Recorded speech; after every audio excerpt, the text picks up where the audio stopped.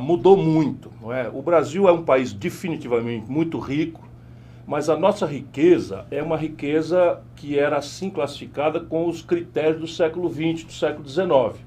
São recursos naturais. Então nós somos uma província mineral riquíssima, isso nunca vai deixar de ser riqueza, mas já não é mais a mesma coisa. O petróleo, que é uma riqueza extraordinariamente importante, o Brasil hoje é uma das maiores potências petrolíferas do mundo, água, não é? Enfim, nós temos terras agricultáveis, isso tudo faz com que seja correta a sua afirmação. Porém, a nova riqueza tem a ver com a inteligência treinada. E o Brasil tem uma inteligência extraordinária. Quem conhece o nosso povo, como eu, que é a cultura brasileira, a diversidade, Lauro de Freitas, no interior da Bahia, e lá, a minha querida conterrânea do Ceará, esse país é uma coisa absolutamente extraordinária. Mas a escola, por média que nós estamos dando, é a escola do século XX. Nós precisamos revolucionar a escola para que a nova riqueza o Brasil tenha, que é a inteligência treinada, adaptada à ciência, aplicada à tecnologia. Por quê? A vida moderna, eletroeletrônica, informática, celular, tablet, química fina, remédios, vacinas, meio de diagnóstico médico, a base de tudo isso é a tecnologia. E o Brasil está destruindo a sua base de produção moderna na crença de que petróleo bruto, minério de ferro in natura, soja, milho, boi, galinha, vão pagar nossa conta de vida moderna. Essa é a explicação. Isso, o lado bom é que isso tem saída, porque não ter riqueza nenhuma é muito pior. Mas vamos lá, o Japão não tem no seu subsolo uma gota de petróleo, 1 grama de minério de ferro, e é uma potência extraordinária que inclusive teve 42 principais cidades destruídas ontem, sob o ponto de vista do tempo da história, que foi a Segunda Guerra Mundial. Toda a base da infraestrutura do Japão foi destruída. Pois bem, em 60 anos o Japão voltou a ser, por quê? Porque o povo japonês é altamente educado. A Coreia do Sul, há 10, 20, 30 anos atrás, não calçava o sapato do Brasil. Também não tem petróleo, também não tem minério de ferro, também não tem terra agricultável. Explodiu, passou o Brasil, que a gente não viu nem o azul da carreira. Por quê? Porque é uma aposta em educação, uma aposta no povo, não tem esse papo furado de Estado mínimo, esse papo furado ideológico que se vende como se fosse ciência boa no Brasil, porque lá assim, a escola é pública, boa, de qualidade, e escola pública boa, de qualidade, custa grana. E eles vão lá buscar essa grana nos ricos, essa é a grande questão. A China importa a comida do Brasil. A China não tem proteína vegetal, não tem proteína animal, tem 1 bilhão e 300 milhões de boca para alimentar. E em 1980 o Brasil representava algo ao redor de 8 Chinas, sob o ponto de vista de produção industrial. Ontem.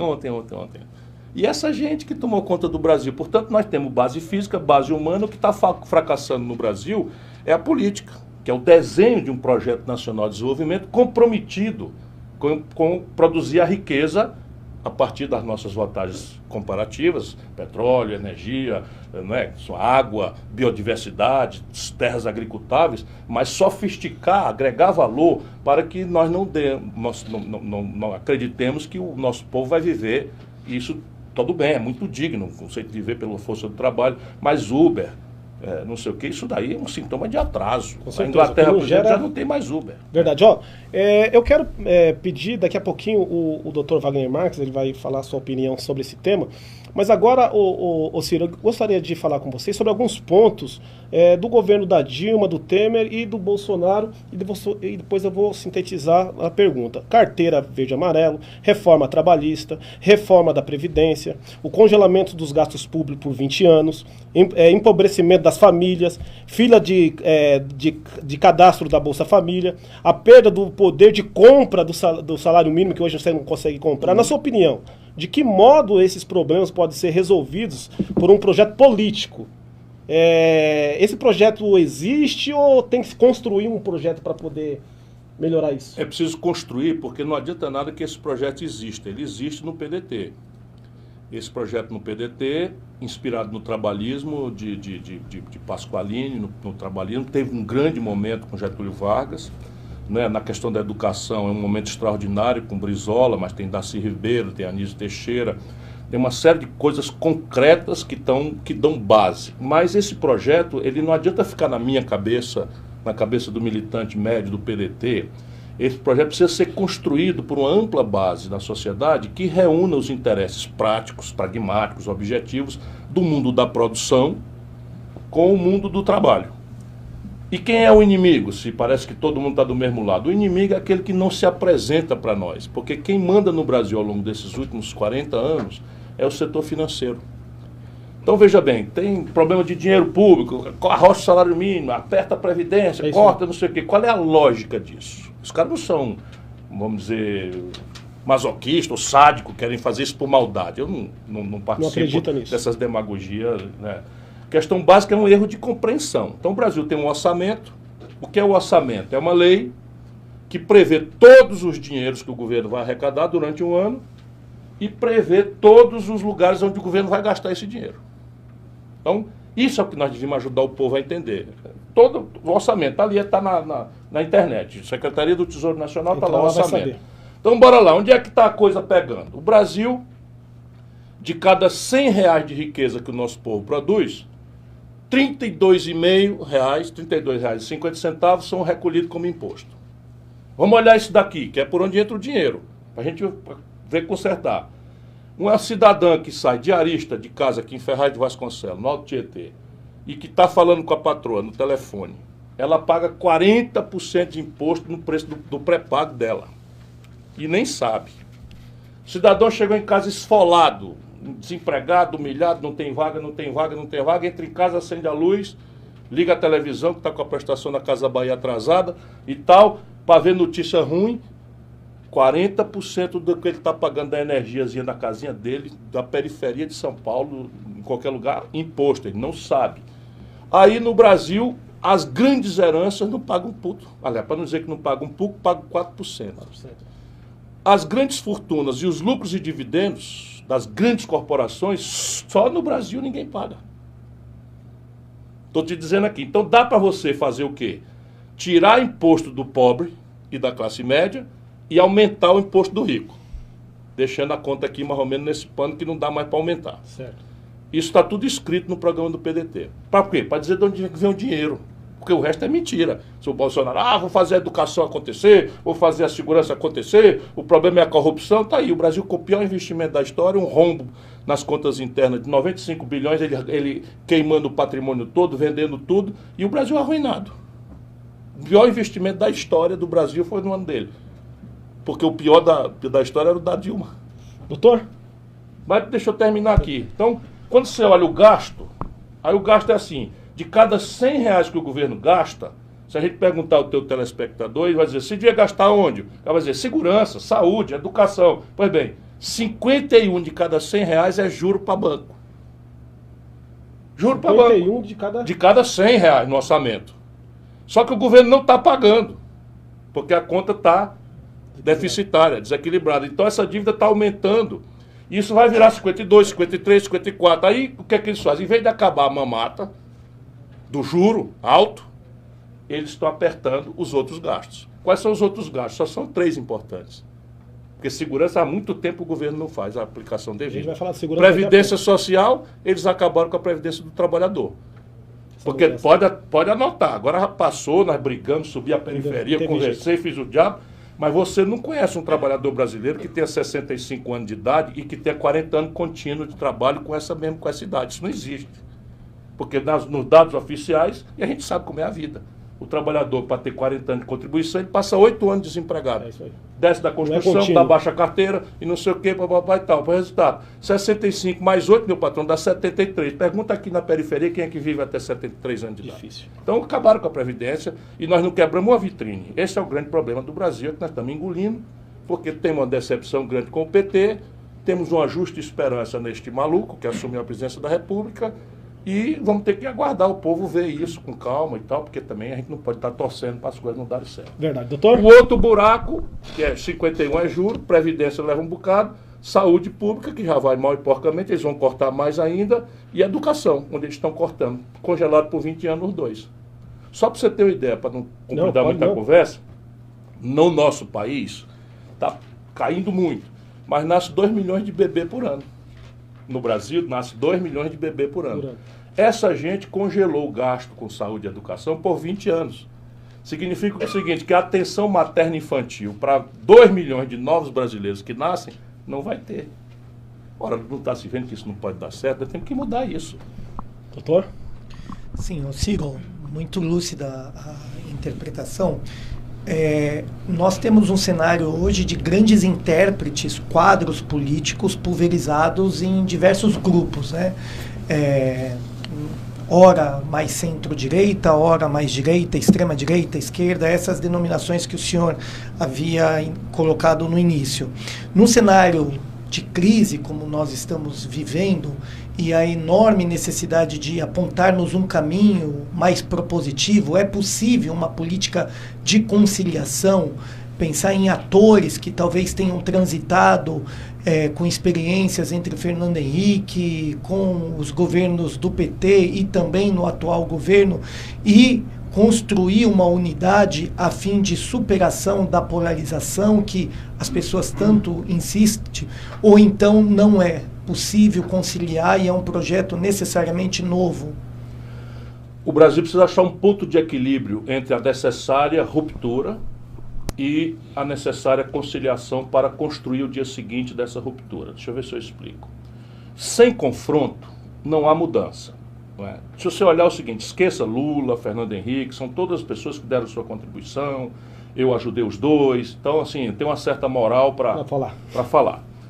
Mas isso aqui é passado, e eles repetiram a mesma política. Não sob o ponto de vista, vamos dizer, da ênfase no social, que o Lula evidentemente tem mais atenção ao social do que o Fernando Henrique, ou o Fernando Henrique com atenção maior à eficiência econômica, pelo menos no discurso oficial deles. Esqueça isso, vamos no que interessa, a política econômica. Em 1980, eu chamo a história, que é para poder a gente ver que não é negócio de paixão, ideologia, maluquice que estão infernizando o debate no Brasil. Em 1980, 1/3 da riqueza do Brasil era tirada da indústria. Esse ABC paulista, aqui a periferia de São Paulo, sabe melhor do que eu o que eu estou dizendo para o Brasil inteiro, porque o Ceará nunca teve grandes indústrias, está tendo agora. Mas agora, essa que era 1/3 da riqueza brasileira era industrial e a gente era 8 Chinas, hoje caiu para quase 10% apenas da riqueza. Nós estamos, nos últimos 3 anos, professor, o Brasil fechou 16 mil indústrias. No primeiro ano do Bolsonaro, São Paulo fechou 2.365 indústrias. Percebe? Então, este projeto econômico não é uma fatalidade, porque na contramão do Brasil, a China, que era 1/8 do Brasil, virou 12 vezes o Brasil no mesmo período. A Coreia do Sul, que era 1/20 do Brasil, virou 4 Brasil, sendo do tamanho do Ceará. Percebe? Singapura, Vietnã e tal. É uma obviedade que está diante do nosso nariz e que a elite brasileira, especialmente na política. Então nós temos que confrontar isso, não adianta conciliar esse espírito conciliador que nós temos, todos nós, eu também tenho, eu também adoraria abraçar todo mundo. Então sai o Flávio Dino, se encontra com o Luciano Huck, se encontra com o Sarney, se encontra com o Fernando Henrique, se encontra com o Lula. Ô meu irmão, o que sai daí? Sabe o que sai daí? Água morna, que a gente vomita. Ou o Brasil confronta isto, e não precisa ser confrontar nas ideias, confrontar no projeto, trazer o povo para entender o que está acontecendo, em vez de ficar acreditando em Salvador da Pátria, acreditando em São não sei das coisas. Não existe esse negócio. Uma nação, uma democracia com 210 milhões de pessoas ficar acreditando em Papai Noel, isso não existe. Todos nós somos finitos, todos nós temos uma obra boa, todos nós temos nossos defeitos. Nós precisamos fazer um movimento que o povo saiba que tem uma parte ali do sacrifício que ele vai ter que fazer, mas que na frente está esperando por ele um futuro diferente. E aí tem que dizer como é. Vamos lá, vou propor aqui, concretamente. Quer acabar com um buraco na conta do governo? Vamos acabar ligeirinho aqui. Ano passado o senhor Jair Bolsonaro dispensou 320 bilhões de reais de rico, de cobrança de imposto. Vamos deixar 80%? Vamos deixar 80%. Não se explica, vamos deixar. Sabe quanto é que dá se eu tirar 20%? Dá 60 bilhões, 62 bilhões de reais.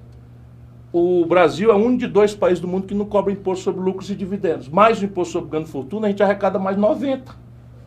90 com 60 dá 150, o 10 foi 95, já sobrou dinheiro para eu botar em saúde, em segurança, para não estar mentindo para o povo. Aí quem não quiser acreditar, vai lá, procure saber o que está fazendo no Ceará, um dos estados mais pobres do Brasil. Faz 30 anos que não fala em salário atrasado. Lá no Ceará nós temos a melhor rede de educação do Brasil. pagamos salário para o professor do Ceará mais do que São Paulo paga para o professor de São Paulo. Que é isso? Pessoal, qual é a diferença? Política.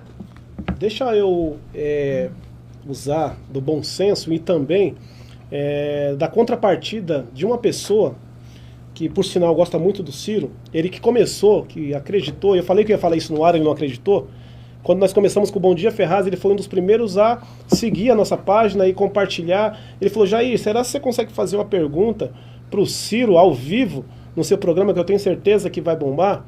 Eu falei, com certeza, meu irmão. Coloquei aqui e vou fazer. Kleber, né, gostaria que você mandasse um bom dia para o Kleber Araújo, está nos assistindo. Forte abraço, Kleber Araújo, obrigado por tudo. E ele mandou assim a pergunta, vou fazer uma pergunta para o senhor agora. Com a polarização na vitória do partido, se porventura o PDT vir a ganhar, qual a chance, né, e a possibilidade de ser revistas as desastrosas reformas do atual governo?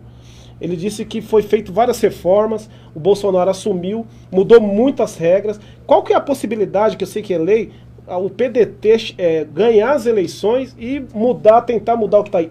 É muito difícil mudar ou dá para mudar? É mais fácil a gente não deixar fazer errado do que consertar. Mas nós do PDT temos um compromisso, e é um compromisso transparente. Nós trabalhamos muito duramente contra esta forma de reformar a Previdência e levamos bordoada dos dois lados, porque o PT nega o problema da Previdência. Mente, enfim, deixaram um rombo aí que é de 70, 80 bilhões de reais só na Previdência por ano, e mente que tem um problema. E nós não, nós assumimos a tarefa de que compreendemos que tem um problema e propusemos, demos a cara para bater, sem ter a ferramentaria, com começo, meio e fim, uma fórmula de fazer uma Previdência Social justa e legítima. Que também ninguém precisa ser grande gênio para entender. Verdade. É assim, ó, o trabalhador do INSS, se eu estiver falando demais, você me Não, corta. não é. Porque eu estou voltando de férias, eu estou com a duração inteira, a pilha. Fique em paz. Então, o trabalhador do INSS, o comerciário, o bancário, o servente de pedreiro e tal, o déficit por cabeça é de R$ 1.400 por cabeça por ano.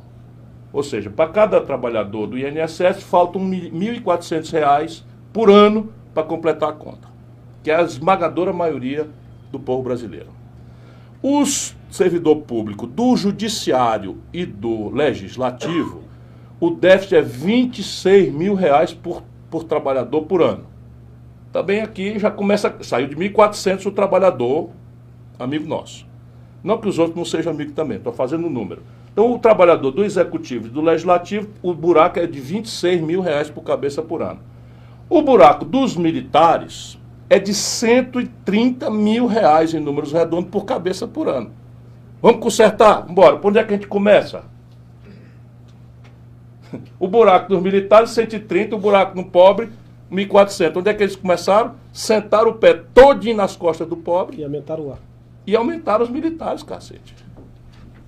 Não estou nada contra militar, mas está direito isso? Agora a Regina Duarte está assumindo aí o secretário de Cultura. Eu conheço ela, não acho que seja uma má pessoa, desejo boa sorte, não vou falar mal dela em absoluto, acho que é muita grosseria nessas histórias. Claro. Mas a Regina Duarte eu conheci muito longa data, eu fui marido de uma atriz e tal, conheci a Regina Duarte, teve 3 maridos e tal, e recebe uma pensão de ex-militar. Peraí, filha de militar, com o salário da Globo. Então percebe, deixa tudo assim, não mexe. Aí vai em cima e acaba com a Previdência Social do pobre. Isso não dá para nós aceitarmos. E isso, se eu for presidente da República, o PDT chegar, nós vamos corrigir. Agora, por favor, nós estamos brigando, guerreando, porque o único setor de alta tecnologia onde o Brasil tem um lucro, não depende tanto do estrangeiro, ganha mais do que compra, é o setor aeroespacial. Os canalhas entregaram a Embraer para os americanos, para a Boeing. Então, o complexo industrial de defesa, que gera milhares de empregos de altíssimos salários, está sendo destruído porque nós entregamos de mão beijada e tem fraude. Alguém levou um toco, alguém meteu a mão, né, recebeu por fora lá e tal, e ninguém briga. Pô. Ninguém, que eu digo nos partidos políticos, só nós fomos para brigar, o PDT. Né? Pelo contrário, o Haddad disse que se o negócio fosse consumado, ele não ia desfazer. Eu, se puder, ainda desfaço esse negócio.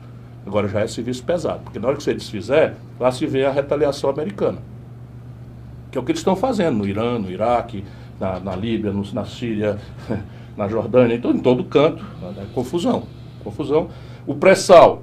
O Brasil não tem direito, na hora que todo esse pré-sal, se estima uma riqueza de 20 trilhões com T de tapioca. Ô, gente querida, você especialmente pobre, preste atenção no que eu estou dizendo, não acredite não, vá saber se é verdade ou não. Pergunte ao seu pastor, ao seu padre. 20 trilhões de reais é a riqueza potencial do pré-sal. Isso é dinheiro para a gente fazer do Brasil uma grande sociedade de classe média em 20 anos. Não estou mentindo, eu sou do ramo, conheço, estou dizendo onde é que vem o dinheiro. Essa gente está entregando por preço de nada, por preço de galinha morta para os estrangeiros. Vamos lá, eu tenho compromisso de nacionalizar o petróleo no Brasil, mas na hora que você entregar para eles, se você for atrás de fazer mesmo indenizando, lá se vai embargo, lá se vai restrição, lá se vai confusão. Ô Ciro, não está na pauta aqui, mas você falou sobre uma questão que me chamou a atenção, porque eu quero só voltar um pouquinho só. Você falou sobre a Regina Duarte assumindo o ministério, né? Me fala uma coisa, eu percebo, não sei se é impressão minha, que há uma vontade muito grande do governo do Jair Bolsonaro de acabar com algumas forças que, sem dúvida nenhuma, fazem parte da democracia, né? A parte de artistas. Esses dias teve até uma postagem, uma fala do Jair Bolsonaro sobre o jornalismo, que ele disse que está em extinção, que vai acabar. Por que esse governo, na sua opinião, tem tentado acabar com essas representatividades que, sem dúvida nenhuma, fazem parte da democracia e ele é muito forte para a continuidade moral e cívica aí do nosso país? Porque a arte, a cultura, o jornalismo iluminam. E a prepotência, o fascismo precisam das trevas, da escuridão, da ignorância. Então a ideia qual é? A ideia é o seguinte, ele se acerta por cima com um pastor, mete grana, ou com um padre, ou com um empresário da mídia, mete grana e o povo fica na ignorância. E esse daqui pega tão julgado. Então você não é o Bolsonaro, isso está acontecendo no mundo inteiro.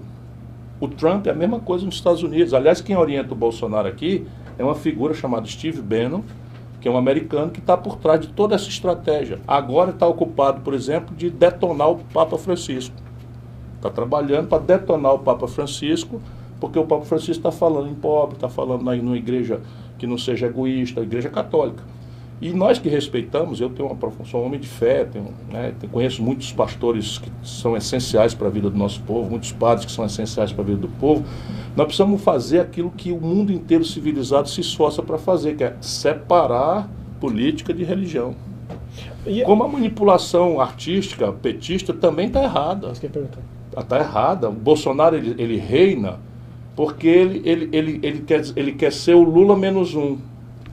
É o anti-Lula, porque o cálculo dele é que o Lula é odiado por a maioria do povo, então basta que ele seja o anti-Lula. E o Lula acha isso maravilhoso, porque o Lula também não tem como explicar essa roubalheira na Petrobras, não tem como explicar o filho ficar rico, não tem como explicar a destruição da indústria brasileira, não tem como explicar que o Brasil deu todo para trás, porque tudo que ele fez não mudou nada estruturalmente, não mudou o sistema tributário, não mudou o sistema eleitoral, não mudou o sistema de mídia. Fez aí um governo generoso para a população, mas que era de prazo de vencimento muito curto, como todo mundo viu. E eles ficam separando o Lula da Dilma, como se não fosse a mesma coisa, como se o Lula não tivesse botado a Dilma, que era uma pessoa desconhecida, para continuar mandando, como continuou mandando. Percebe? Sendo o projeto igual. Então o Brasil está agarrado nisso, na ignorância. Os dois polos precisam que o povo não seja capaz de conhecer as coisas, para ficar com ódio ou com paixão. Então, se você reparar, o PT Minion, o Lula pode andar pelado na rua, bater na mãe, chamar Jesus de nome feio, que todo mundo relativiza e defende. O Bolsonaro pode correr pelado na rua, o filho roubar e ser engajado com milícia, fazer o diabo, o cara não quer nem saber. Relativiza e defende. Eu costumo dizer que parece time de futebol, que você torce mesmo na derrota, perdendo, fazendo coisa errada. Isto é virtude. O time de futebol é virtude, porque o cara ser fluminense e sofredor, eu tenho amigos que são, que é o Lupe, eu estou brincando aqui, porque isso é lealdade, é fidelidade, é paixão. Mas na política... Então, não deveria ser na assim, política, né? Na hora que você transfere a sua própria inteligência, o seu próprio senso crítico para um salvador da pátria, seja ele quem for, bem intencionado ou mal intencionado, você está construindo um buraco. Porque não existe, sabe, não tem almoço de graça, o céu não é perto. O exercício de construir o nosso progresso é um exercício que nós é que temos que conquistar. Eu assisti uma entrevista sua esses dias, você disse assim sobre o Lula. Eu não odeio o Lula e não amo o Lula. Não dá para você 100% amar alguém e 100% odiar alguém. Espera um pouquinho, vamos fazer de conta, não é? E eu também até acho, mas vamos fazer de conta sem problema, que o Lula teve um julgamento muito injusto. Ok, não tem problema, nenhuma dificuldade. Sou professor de direito, as sentenças do Sérgio Moro são muito fracas, muito mal feitas, tá? E o Sérgio Moro deixa de ser juiz para ser político, já é candidato e tal, o que é muito estranho. Qualquer pessoa deve concordar. Se o juiz orienta o jogador, marca o pênalti e influencia o jogo, não é mais o jogo, é outra coisa. Então vamos supor que sim, é verdade. Mas dá para esconder a roubalheira? Espera aí um pouquinho. E eu sei que o Eunício Oliveira roubava, que o Eduardo Cunha roubava, o Gedel Vieira Lima roubava, o Sérgio Machado roubava. Isso tudo aqui são nomes de pessoas que eu disse ao Lula antes dos escândalos.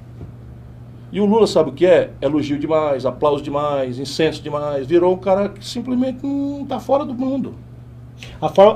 Virou Deus. Então, o fato do senhor discordar da forma que ele foi preso, isso não quer dizer que você é conivente com os erros que ele cometeu. Não, até porque eu denunciei. Não dá. E sabe o que é? Não sou eu, é o nosso povo. Espera um pouquinho. Tem um sítio tem um sítio ou não tem um sítio? Quem são os donos do sítio no papel? Os sócios do filho do Lula.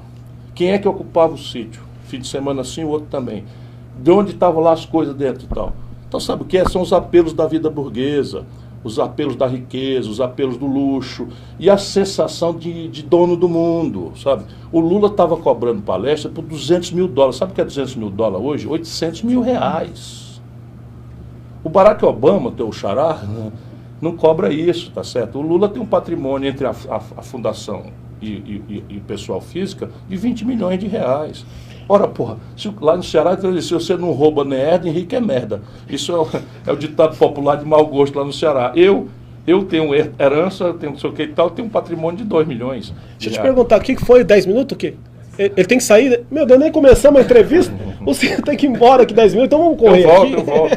Você volta? Volto. Ó, Jair, sem querer... fazer pergunta de casa. Nossa, como que passa rápido? Meu Deus do céu. Eu não tô de verdade, eu não tô nas metades. Eu comecei a fazer a introdução da entrevista agora, Júnior. Mas sem querer atrapalhar, o Luciano Lacier está assistindo de Nova York, está agradecendo a TV Cenário por estar vendo o Ciro Gomes lá de Nova York. Frio lerdo, aqui tá um calor da festa. Então, menino... Ó, então vou fazer o seguinte, ó, eu deixei separado um vídeo, na realidade foram 2, mas na hora que passar o primeiro vídeo, que tem como título, introdução, é assim, ele não manda representante, né? Ele vem pessoalmente. Isso é verdade, que muita gente, quando eu falei que o Ciro viria, tive umas 500 pessoas que mandaram mensagem, será se ele vem? Então, assista esse vídeo, e aí na hora que estiver passando o vídeo, eu quero pedir pro Ismael Obaminha, pré-candidato, vir aqui a prefeito, e também depois trocar para o Júnior Orozco, o presidente Lupe também. Depois a gente vai finalizar assim, coisa rápida, pode ser? Coisa de 10 minutos? Ó, ele não manda representante, ele vem pessoalmente. Solta aí, Luiz. Te mandei o vídeo. Claro que eu te mandei o vídeo. Você não colocou na pauta o vídeo? Não mata a gente do coração não, Luiz. Cadê o Natan? Você não passou o vídeo pra ele? Chama o Abaminha enquanto então já senta aqui. Senta aqui. Nossa, passei o vídeo pra vocês no WhatsApp pra vocês esqueceram. Pode passar na frente da câmera. Pode passar na frente da câmera. Essa elegância toda não faz mal. Já enquanto o Abaminha tá chegando aí perto do Ciro Gomes, o Cláudio Luiz... Ele disse, além de político, falando sobre o Ciro Gomes, além de político, um excelente professor também, parabéns, né? E o deixa eu pegar aqui, eu peguei uma pessoa, Valmir Bernardo disse que o Ceará hoje é referência nacional da educação e agradece, dentre outras pessoas, ao Ciro Gomes. Olha, eu tinha reservado um vídeo tão bonito, pedi para eles baixarem do Ciro, que ele do ano passado, das caminhadas. Prestação de contas. Nossa, que coisa linda aquilo lá, mas eu vou pôr depois do programa, eu vou colocar aqui. Por que eu chamei Ismael Obaminha? O Ciro tem que correr, já estou mudando bastante a pauta, porque ele está circulando aqui o Alto Tietê. Só para quem você não sabe, só em Ferraz de Vasconcelos, o Ciro teve mais de 12 mil votos aqui. Então ele está representando Vino Ferraz, e teve um nome que conseguiu trazer, quando ele veio falar comigo, eu quase dou um troço, foi o Ismael Obaminha, pré-candidato a prefeito de Ferraz aqui pelo PDT. E eu quero fazer uma pergunta direta. Ciro, o PDT, estou vendo que você está fazendo várias reuniões em vários municípios aqui do Alto Tietê, inclusive Ferraz de Vasconcelos. Se fosse para você mandar uma mensagem para quem está em casa, referente às eleições desse ano, que nós temos eleições para prefeito e vereadores da cidade, o que você falaria, em poucas palavras, para as pessoas que estão nos assistindo aqui do Alto Tietê? Veja, meu irmão, a política é a única saída por onde um pobre pode mostrar o poder que tem. Para isso, as elites egoístas querem que você ande disperso e não reconheça a sua própria força. Eu mal comparo com aquele número antigo do circo, do elefante, né? Que é poderoso e que, com o mero estalar de um chicote, levanta a patinha, bota a bola na tromba e tal. Por que ele faz aquilo? Porque não conhece a força que tem. E assim o povo brasileiro não conhece a força que tem, está disperso, bombardeado todo dia com a notícia infame da corrupção, da ladroeira e de tudo que não presta, etc, etc. Mas a solução para a política podre não é negar a política como eles querem, porque não existe vazio. Se você não ocupar, esse vazio vai ser ocupado por alguém. E hoje esse vazio que o povo desencantado, o jovem desencantado está deixando, está sendo ocupado pelo pior tipo de escória, pelo pior tipo de gente, pelos egoístas, pelos corruptos, por aqueles que não têm sentimento nacional. E nós vamos lutar no limite, mas nós não vamos lutar só porque queremos ser outros. Nós queremos nos distinguir por 3 coisas.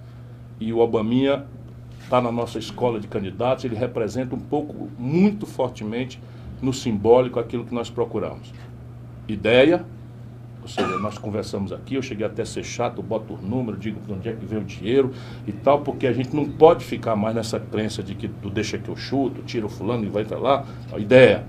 Depois, exemplo. O que adianta eu ter uma boa ideia se eu não dou exemplo? Por isso que eu falo, lá no Ceará, a educação pública é a melhor do Brasil. Se eu estiver mentindo aqui, eu não presto mais para nada. Então você vai ter na internet, vai olhar como é que pode. O estado pobre daquele está com um terço dos seus estudantes de ensino médio na escola de nível tempo integral, que é uma política do PDT, que é apostar na educação. E, além do exemplo, da ideia, militância. Tem que arregaçar a manga, tem que trabalhar. Por isso a minha prestação de conta mostrou, eu mesmo fiquei surpreendido. Eu rodei 173 mil quilômetros. Você conseguiu baixar, ô Luiz? Coloca aí que eu faço questão de vocês assistirem aí. Ó, ele não manda representante, ele vem pessoalmente.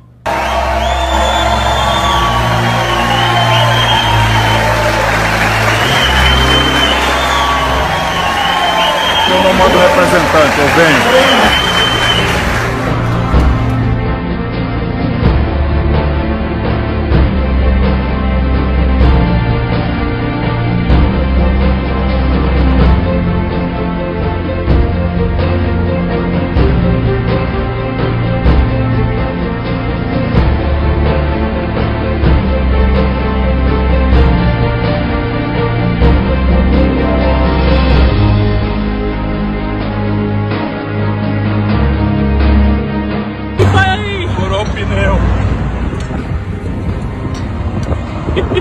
Passando com a moleza.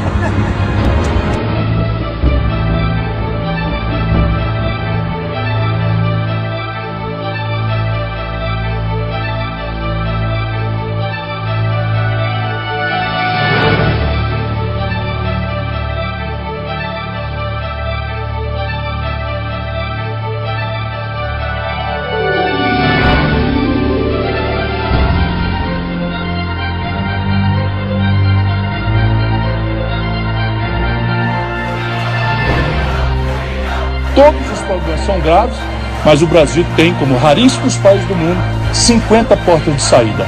Só depende de nós.